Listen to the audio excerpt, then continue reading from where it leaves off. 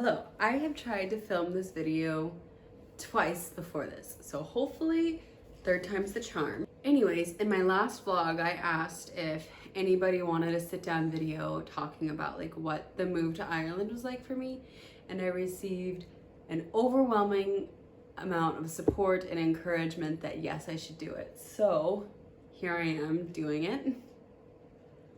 I asked people to ask me some questions on my Instagram. I didn't realize how thought-provoking all of them would be. I didn't realize how hard it would be to give each question a straight answer. But so somebody asked about some culture shocks. I would say my number one biggest culture shock is calling in.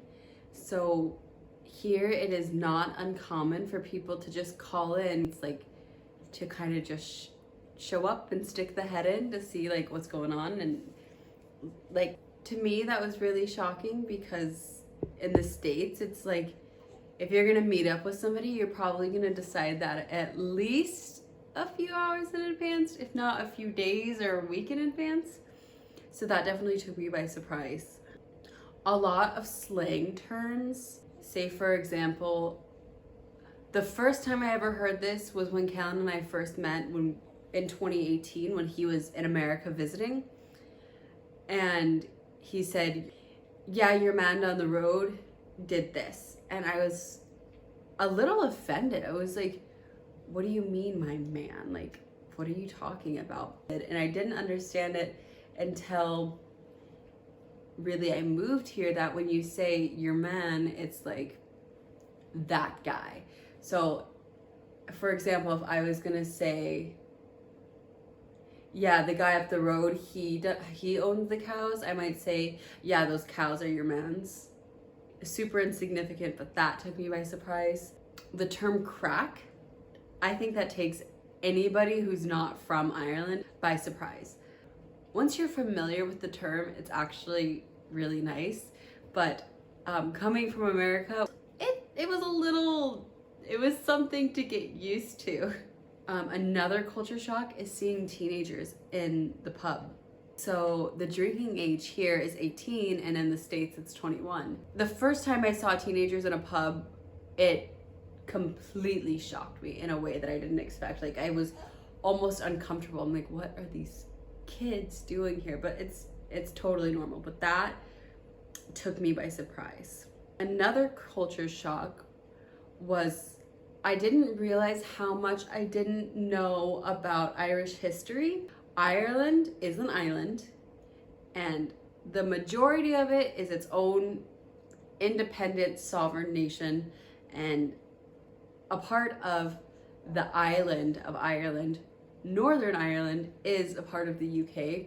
I am not qualified to speak on it, but that was definitely, it was a shock to me how much I didn't understand the complexities and how many people in my life in the States didn't know the difference at all.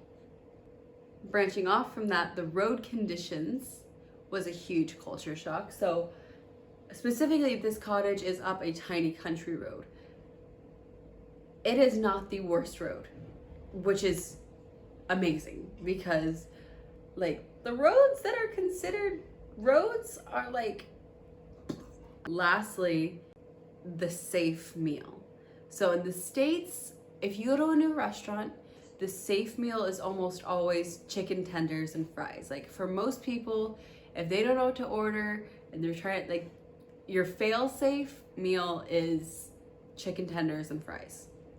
In Ireland, I feel like the fail-safe meal is chicken curry with rice and chips or fries. If I go to a restaurant and I cannot decide what to order, I will get chicken curry and fries and chips, and so will most people that I know. What was the transition like from the US to Donegal? This was an unexpectedly difficult question to answer. When I was trying to film this before, I kept going on a ramble, so I really had to think about it. But first, it was a huge transition. I can't really explain to you how different it is. Where I was living in the States at the time is a very built up, suburban, but also city-like area. And then moving to Donegal, it's very quiet. It's very, I find it really, really peaceful, but you know, the pace of life here is just so much slower than it is where we were living. So that was a huge transition of like kind of learning to just like take a step back and take a breath. Yeah. I'm gonna get her. She's being so cute. I think Orla's trying to join this conversation.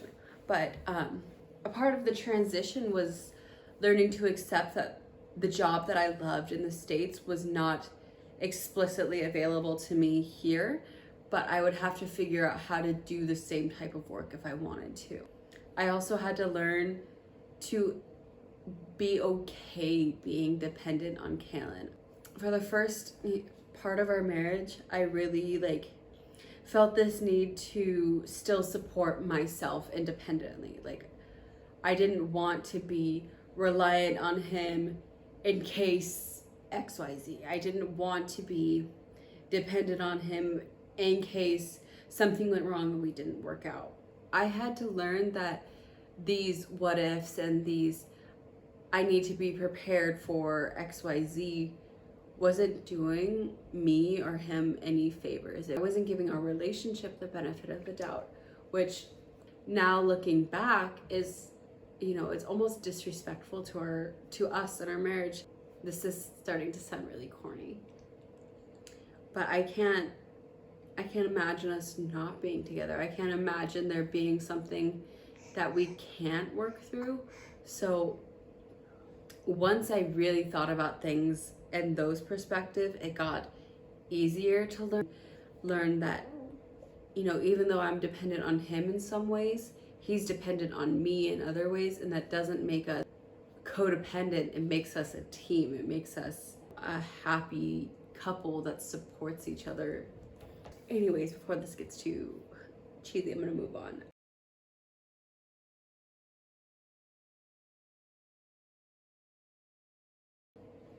Somebody was asking about the citizenship stuff, so that like I remember feeling a little overwhelmed with all of it. So Kaylin and I got married in the States. So basically, whenever I arrived, we told the people at customs that we were married. We showed them our marriage license and everything. You have 90 days to apply for residency. And so I applied for residency, got approved, got a residency card, and then following that, I had to get a PPS number, which is like a social security number. And then after getting that, I'm fine. I can live, I can work in Ireland. And then every year I need to renew my residency for the first 3 years. And then on the third year, it will be every 2 years. But after I've lived in the country for 5 years total, I can apply for citizenship. I am gonna go change her diaper and then I'll be right back. This girl required a full outfit change, but that's okay. Into my favorite parts about living here. The green in Ireland is unlike any color of green you have ever seen before. I don't know how else to explain it. Like, even when you're flying over the country, like the green is just spectacular. I don't know how else to describe it. I also love the location of where we live. We live just under a mountain and like a mile and a half away from the beach. It is gorgeous. This is actually kind of a touristy area, especially in the summertime, and a lot of people would have holiday homes here. It is beautiful. It is so peaceful. I couldn't have like picked a better place for us to live. I really love the generally laid back culture. It is a very slow pace of life, and nobody takes themselves too Nobody takes themselves too seriously. You ready for nap number 2?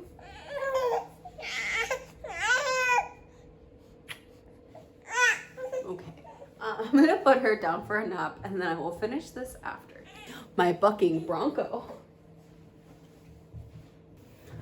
And we are back. She is asleep. there are things that I absolutely miss about America that I'm gonna get into now.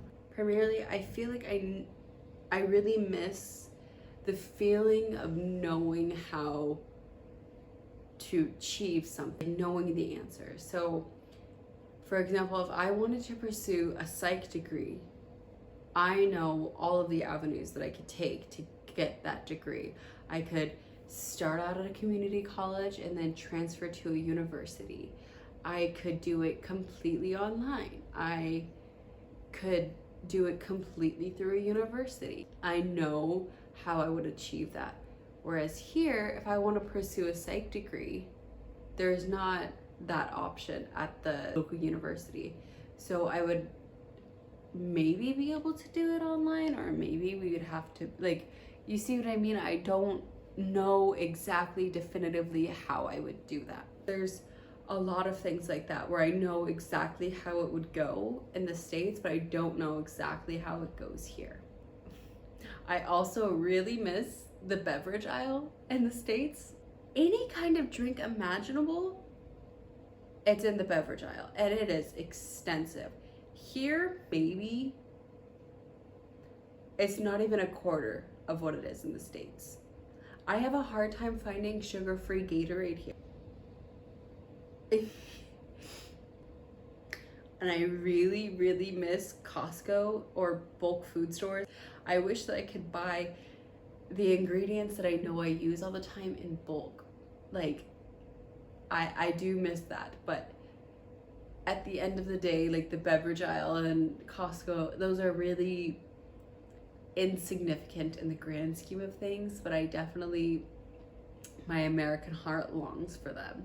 When I was pregnant, I cried over how much I missed the beverage aisle, and I had dreams about it.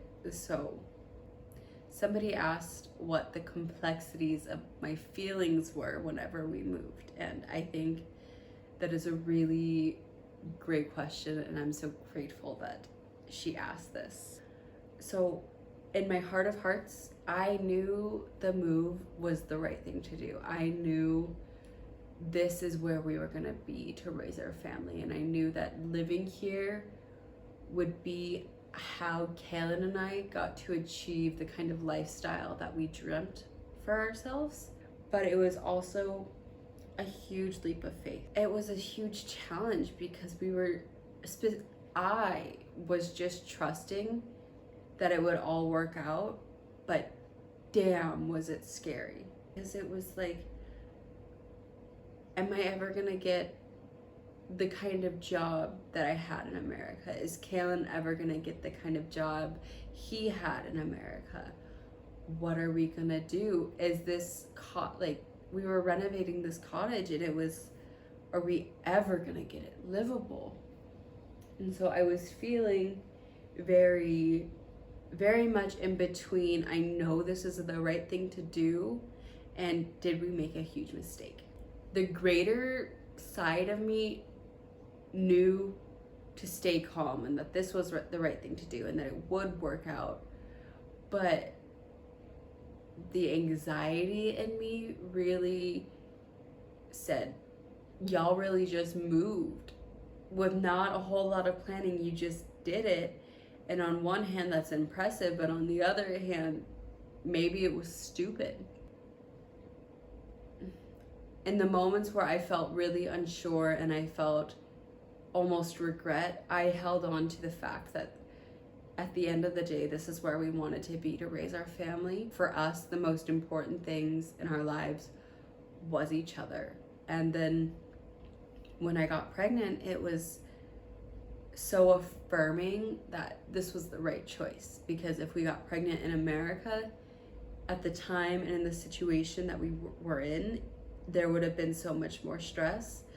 But here it felt like, it just felt like God's timing. It felt like it all worked out exactly how it was supposed to. And I knew in my heart and my soul, like, this is exactly how it was all supposed to go. But trusting in that and letting go of control in some moments was really, really hard. So yeah. I'm going to the last question that I have, or what were some unexpected surprises? I had culture shocks and then I had unexpected surprises. My first unexpected surprise was that every gas station has a soft serve ice cream machine and I love it.